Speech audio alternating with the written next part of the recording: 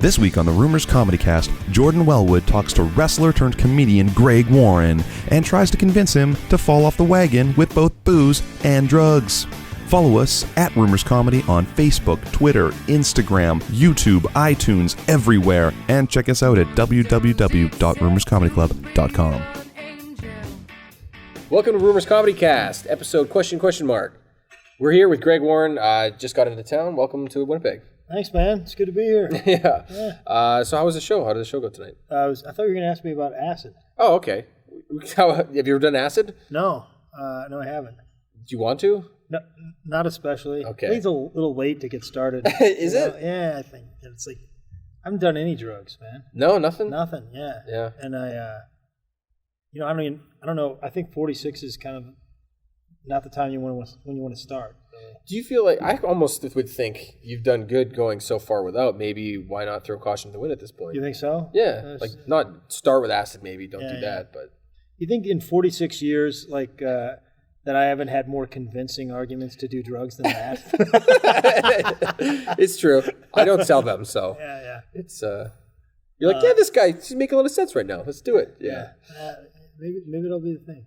Fair enough. Welcome to the Winnipeg. Welcome to Canada. Yeah, thanks, man. It's a fun show. The showroom is like, this is great. Yeah, we were talking about that a little bit before we started here.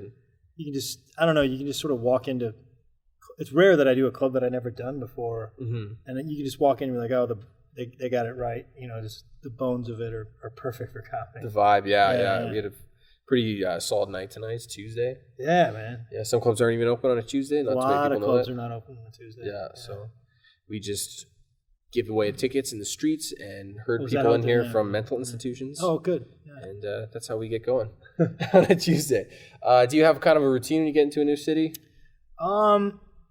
It's lately I've when there's a condo like there is here. Yeah. I like to cook. I didn't cook for most of my adult life, and it's the last, like drugs and cooking. Yeah. I know. Yeah.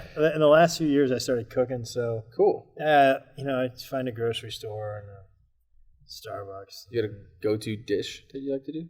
I mean, this kind of sounds like a little pretentious, or quinoa. Okay. With some stir-fried vegetables, maybe. I don't think it's pretentious when you say quinoa. Yeah, am I saying it right? Sounds. It's like, oh, he's one of those guys. It's gonna, It's hip now though. So yeah, I had some like stomach problems several years ago, so I had to make a bunch of changes how I ate. Yeah. That was one of the things I learned about. I'm pre that right now. I'm on my way. Yeah, definitely antacids all day long. Oh yeah, man, those are really bad for you. Are they? Yeah. Oh no. Yeah, I had a lot of those, man. I had one time. I think one time when I was like in my 20s, I did that thing. I think it happens more often than you would think. But I went to the emergency room and thought I was having a heart attack, and it was heartburn, man. it was humiliating. I went once with a stomach issues. I'm like, oh, something wrong, and it's like, no, I was backed up, and then there was this like super cute like nurse, like, oh, she's training, and then they slapped this X-ray up, and it was just like I was just backed up, and you could just see it on the thing, and I was like, oh, that's embarrassing. Like you could see that you were backed up. You could see all the shit all the way through, like really, like a line at Disneyland. Like cartoons, it said like like a steak bone and chicken, like a perfect outline of a chicken bone. Something that says milk. Yeah, you could read it. Yeah, that's hilarious. Well, I don't know. Do you like to get out? Like, you're saying when you were younger, you would get wicked heartburn. Was it from drinking or partying? Yeah, I think drinking and eating the wrong foods. And now you like to kind of keep it chill. I was like, I was a wrestler when I was in college, so we used to cut a lot of weight. Okay. It just you have a terrible relationship with food. So like those 10, 15 years after like college, I was eating ridiculous Still stuff. Eating like you're an athlete. But. Yeah, but like all the stuff I couldn't eat, just in crazy amounts, and then I was pretty unhealthy. What's that process like cutting weight? Like it's pretty intense. Yeah, in college it was ridiculous. I mean, it was like you get, you'd practice, you lose a lot of weight just being in practice, and then you'd get within about 10 pounds 24 hours from the weigh-in, and then that last 24 hours you just dehydrate. So just like don't drink, sweat it all out. We'd rope off these like we close off the showers, turn all the showers on, you know? Yeah, and we put these exercise bikes in there. Jeez. And, you know, and we wear those sauna suits and all that stuff. You can't do, a lot of that stuff's illegal now. Oh, really? Yeah. So back in the day, you were kind of... Yeah, and my friend, it was always the same album, the same cassette my friend would play in there. Do you hate that song, like that album? Yeah, what is it? It's, who's the German rock band? Rammstein? No, earlier, like 80s. Okay. You know, hard, you know, like Danzig? Nah, I think you're still too late. I don't know what I'm talking about. It's a very famous band. I'll remember it. Yeah. We'll put it in digitally later. Do you have like that Pavlovian response? Yeah, we can sing it out. Okay, yeah. I think you can follow along the words. Yeah, I'll get it. You're just on a bike just crying to that. that. Yeah. Oh, man. It was a horrible. I remember this one time we were like, so you're miserable. It's like you're dying, you know? And, but you have to do it. So it was before like the Big 8 tournament. Yeah. I went to Missouri, and it was the Big 8 back then. It's the Big 12 now. But it was like the morning before, I think. Nobody was in. It was a huge arena, you know. It was where the basketball team played. It's a giant facility, and I knew how to get in, you know. Yeah. And it was me and this kid that was a freshman. I was a senior, and I took him in there, and we're like, you know, we're cutting weight, and we got the music on. It's going, and like I guess. Like, that's where we practice. I've been there for 4 years. Yeah. And I guess, like, they didn't think anybody was in the building. Okay. So, like, we're in there, we're cranking, and this cop shows up. It was a female cop. Yeah. She shows up, and she's like, what the hell are you guys doing in here? I'm like, we're cutting weight, man. We got Big 8s tomorrow. Yeah. She's like, what are you, like, you guys need to get out right now. I'm like, I've always been terrified of cops. Like, I'm very respectful. I was, you know, when I go, I'm not fucking leaving. Yeah. She's like, you need to get out of here right now. I'm like, fucking shoot me, please. It would be way better than what I'm doing right now. Like, I hope that you shoot me in the head. You have to stay please. There. Yeah. And she said, "Okay, never mind." Yeah, and then like I knew the guy that was in charge of the whole building was like a wrestling fan. I'm like, I go call Pat Fitzgerald. Yeah. I go call him and bring him down here, and if he wants to kick us out, maybe I'll leave. But I was like, yeah, by then you'll be done. Yeah. That's crazy. And so, like, that's pretty torturous, like, you know, as far as the athletes in comedy go, like, how does that compare to your worst gig, like, the sweating it out and wanting to die? I don't know. It's two very different things. Yeah. I mean, I can tell you. Pain-wise, pain threshold, like. I think, with wrestling, there's way more physical pain. Yeah. There's a lot more physical pain. Yeah. Now, I've endured humiliation in both endeavors. Yeah, that's probably a better comparison. Yeah. There's a certain amount of humiliation that goes with both of them. Mm-hmm. Public humiliation. Yeah. Comedy's a little bit more public, I think. Yeah. But yeah. It's now with YouTube, defeat and all that stuff. Yeah, it's the after the event's actually done. It's that walk home, the ride home. Oh man, it is. It's just that thing. Oh, I can. When I was first doing comedy, I was living in Cincinnati, Ohio, and there's a club in Dayton, Ohio, and they would let me MC all the time. You know? And it's like a 40-minute drive right up this I-75. And I remember so many times just driving down the I-75, just being like, that was terrible. You know, it was like just rethinking every move you've ever made. Such a long drive. Yeah. The thing I always had is like, it's like, oh, am I going to get to go back? Like, you know, are they going to remember this? Like, they see enough of it. I don't deal with failure all that well. No. And for somebody who fails as often as I do, I should. Oh, you shouldn't get used to it, I don't think. Like that. No, you don't. Yeah, it's not good. Yeah. That's. You have triumphs as well. You've done a lot of. Yeah, I guess so. Yeah. Recently, you were just on Late Night with Seth. Yeah, I got to do like. I've done a few things over the years in TV, and it's usually they kind of space them out. And I did Late Night with Seth Meyer in December. And it was awesome. It was fun. Yeah, it was the first time. Check that out online. The first time I did. Since I've been living in New York. I've been there for like 3 years. Okay. So it's like I've never done a TV show. It's been a long time. A TV show like in the city that I live. You know, you sleep in your own bed. So it's just like they send a car to your house. You go down and you're like, this is unbelievable. So that was fun. And then while I was getting ready for that, my buddy Billy Gardell, he's on Mike and Molly, that guy. Like they let him guest host the Late Late Show. Oh, cool. With in between Ferguson and the new guy. And James Corden. And so they called me up. They're like, hey, you want to do this? And normally you can't do 2 late night sets together, but because it was a guest host and all of that. Oh, no way. Yeah, so I got to do one, and then like a month later, I got to do another one. That's unreal. And then it'll probably be another 50 years before. Nah, you're gonna keep it rolling after that, man. You're now in Winnipeg, so that's right, man. Something went well. This club is awesome, though. It's really it's fantastic. It's all I know. It's my little really. Well, I've been outside, but it's basically all I know. It's really. Do you have like a home club that's like you call home? Yeah, I mean, the club that I really spent most time in was St. Louis Funny Bone, but I don't live there anymore, so it's kind of hard to call it a home club. Do you still kind of like when you go there to get nostalgic? Yeah, man. I mean, all my family lives there and stuff, so it's cool. nostalgic for other reasons than comedy. But I like that place. I'm real comfortable there, and I have a few different home clubs. I guess I've lived in different places, but that's for sure. That's definitely one. Are you like pro at like up and moving now to a new city? That whole process is. Yeah, I think it's a good thing, man. I think it's it's not an easy process, and but I think that first 6 months, and when you're in a new city or in a new job or in a new situation, you're like your senses are heightened. Like you're aware of all this stuff around you. Yeah. And I mean, I think in the end with comedians, you're just supposed to notice stuff. Yeah. Like, I think I read that in a book, like The Artist Way, like that they say that like noticing things, and it's like kind of there's some stuff in that book you're like, yeah, but that one I'm like, yeah, man, for a guy that does this for a living, I'll go 3 days without noticing anything. I'm like, really?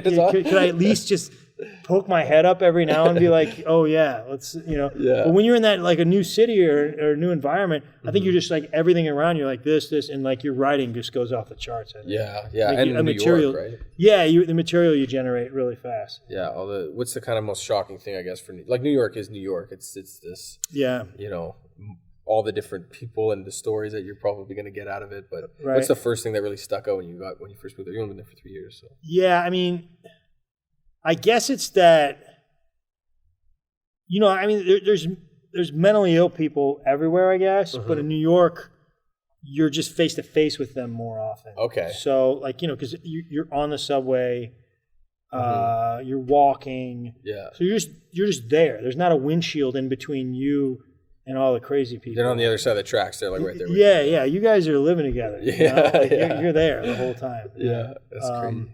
Yeah, that's and it is. It's all the cliches here. It's like very small apartments. Cool. Like some of the luxuries, central air conditioning. Yeah, I really took that for granted. Okay, you got a little St. window. Louis, now it's window units, and it's like that. Just I hate that noise. The window units and that. Yeah. It's I mean, I go home. I'm like, you guys people don't know how lucky you are. It's dishwashers and central air. You're scrubbing dishes. It's for rich people, man, in New York. Like, you're making $5 million. Yeah. So that's something to achieve. Like something like it's like a next goal is like get that central air. Yeah, you made it. I think there might be some interim steps. Yeah, fair enough. Yeah. I think I might have to make a few little jumps before I get to that level. Fair enough. Get a bigger unit, maybe. Yeah, exactly. Yeah. Do you have anything coming up on the horizon that we got a show tomorrow night here? That's true. You should come.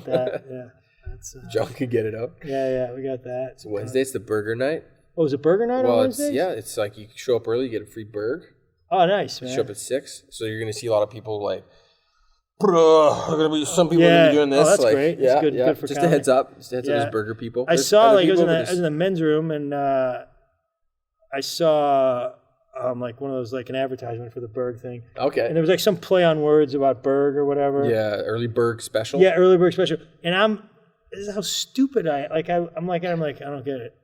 Oh, hamburger. Was the guy next to you at the urinal like, what's this guy? Yeah, like I'm supposed to do this for a living. Like I'm supposed to be a couple of steps ahead of those, and I'm getting like, I'm like got a big question mark over my head, looking at I'm like, it just means you're operating at this level, and Berg special pun is down here. Yeah, I don't know, man. No, because I haven't, but I look, I'm like, Berg.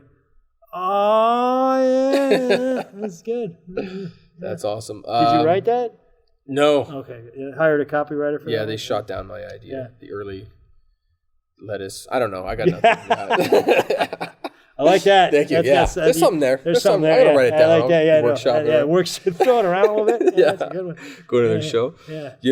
You want to come out sometime this week? We'll go get wasted? No. Yeah, man. That's a new question I'm trying out on the Comedy Cast. Yeah. I spent a good portion of my 20s getting wasted, and in the early 30s. You should just stop, maybe. Maybe that's it's not, I really wish I could. Yeah. But it just really, I feel just, like not just hangovers, like stomach, and like it's like I'll have every now and then I'll have a little bit of whiskey, but it's just, man, I pay for it too much. It's true. Do you have any like epic, back in the heyday of going at it comedy stories of maybe it ruined a set or nothing like that? I'm trying to some guys are like, I got in a little bit later. Some guys won't. You know what I mean? Yeah, I got in a little bit later, so I was, I'm glad I did because I would have been a wreck if if I had that freedom in my 20s to not have to go to work in the morning. Yeah, I would have abused it. Yeah. Well, you're killing it now, so you got a good balance. Yeah, I think. I don't know. Yeah, it's probably a good. I miss it. I really do miss drinking a lot. Well, I mean, it's. Maybe I can get you off the wagon. I don't know. It's the thing. I don't even know why I'm doing that right now. It's thing. You'll get to an age. You're a lot younger. You'll get to an age. Either you'll go full time drunk, like you full time commit to it. Yeah. And that way, you're just like it doesn't really affect you. Yeah. Or you'll get to an age where it's like you can't enjoy it because you're like, oh, I know what's coming tomorrow. Like it's not the shame. It's just like I know what's coming tomorrow. Yeah. I can just see this bill that I'm gonna have to pay for. It's not like the cost benefit is kind of and when you're analyzing it, it's not fun. It's true. I'm getting to that point where it's just like it's starting to be like the guilt factors. Yeah. Man, it's a lot easier to meet women when you're drinking though. It's when you're not drinking, it's like. Especially when they're drinking. What, you fucking weirdo? What are you like? Yeah, exactly. Hi, nice to meet you. Honestly, the only time that I wind up like really drinking that much is when I'm like, there's some girl I'm interested in. I'm like, there you go. All right, I'm going to have to pretend like I'm fun for a couple of days. So if he's drinking, watch out. It's like, on the prowl, man. Yeah. That's awesome. And your Twitter handle?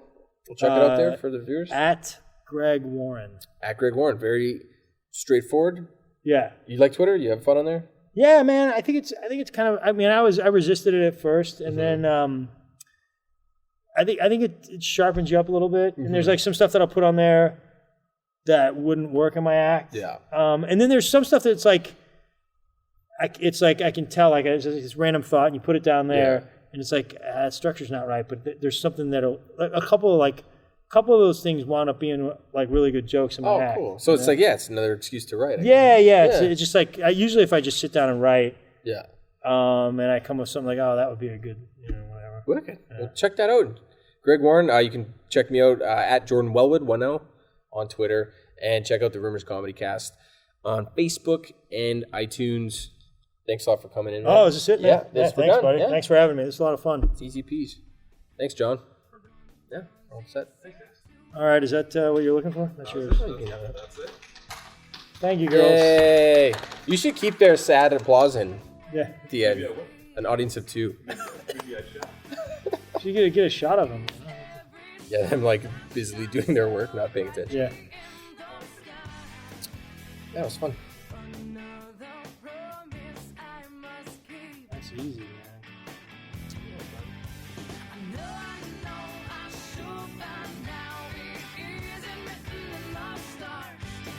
Just shadows dream.